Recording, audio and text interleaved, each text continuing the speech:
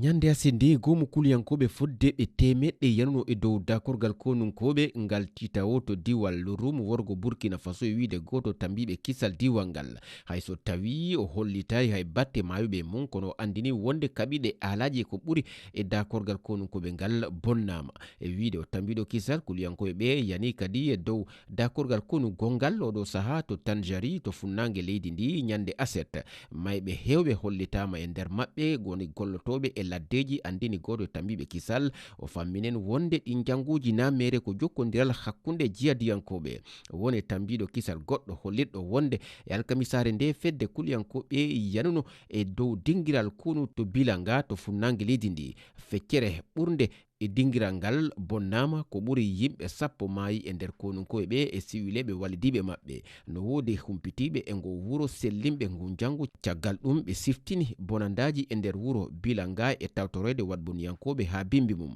kono ha hande ardiɓe laamu ngun haalani tawa ko fewti e ɗi janguji.